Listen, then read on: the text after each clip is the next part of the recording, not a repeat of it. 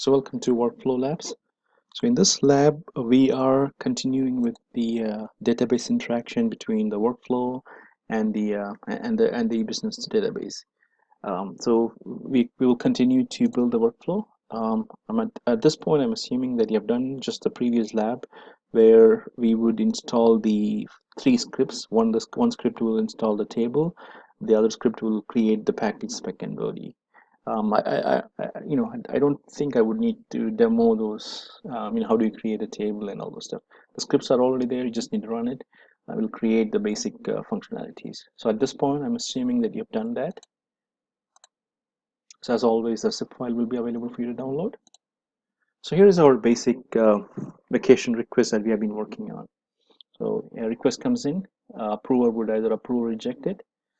We have enhanced it so that the user had the requester has an ability to resubmit it, so it will be a loop. So we have done that, and we're going to add one more where we're going to store the value in the. We're going to once the vacation is approved, we want to store it in the store the values in the database. So before we proceed, I want you to go to the previous chapter, install those scripts. So those scripts will install a table, a package, and the required package backend. At this point, I've opened the workflow builder, and from the file menu, I've opened this workflow that we have worked on last. So I'm here at this point.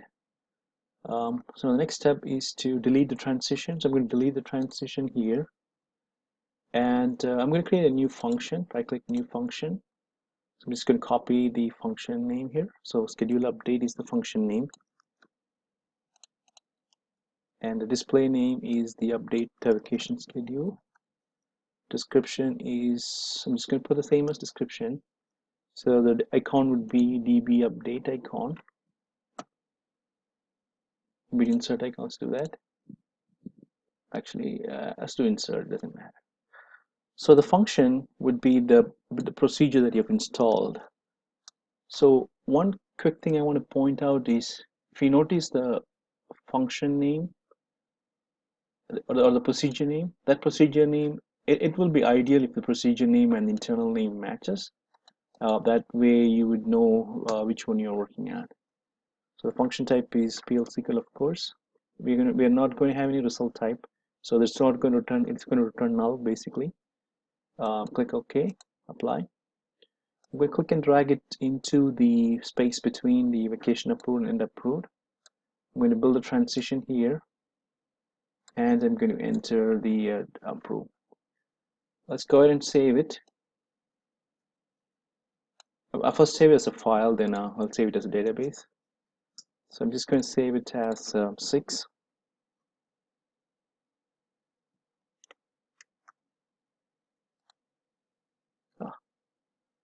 So saved it. Let's go ahead and verify it. So this looks good. So we have pretty much what we have done is, once the vacation is approved, we're going to insert the record into the custom table that we have. So let's go ahead and save it into the database. So you can use your apps at host name,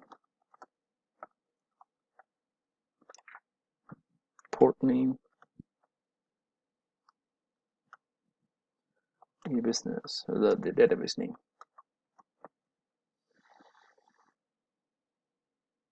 So we have done. So far we have done the store to database approval, or inserting into the database. So a couple of things you can do here would be, let's say for example you haven't built the package yet, but you wanted to complete the workflow. You can build the function. You can build a new function, and insert the function name. If you don't have it, you can use the no-op function. Of course, you can use result pattern. So it's basically, so this would help you to complete the workflow or build the workflow. Then you can build the packages later on. Maybe your packages are built on a different time. You could use the new. So other thing we have to do is make sure that the workflow error is handled. So in order to do that, you go click on expand on it. sorry, you right click in properties. So make sure your error process is error type is workflow error, and error process is default error. Click apply. So go ahead and save it. Save it back to the database. So once it's saved, you can go back to the Developer Studio, log into your business, and go to XML Workflow Administrator. Click on Developer Studio, search for your workflow type. Click Go.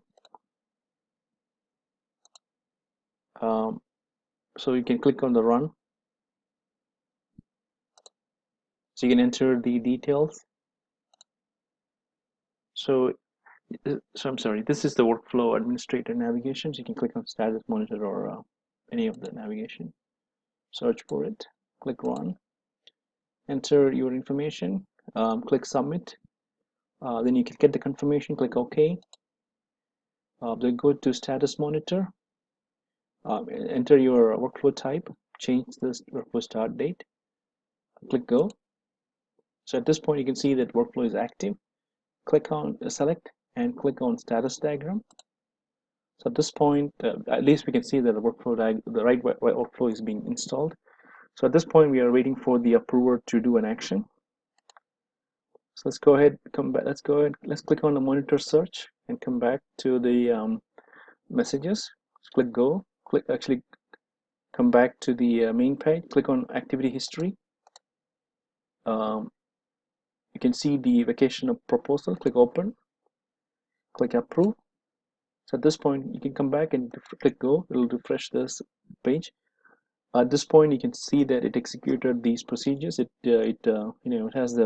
sent the email and it updated the schedule.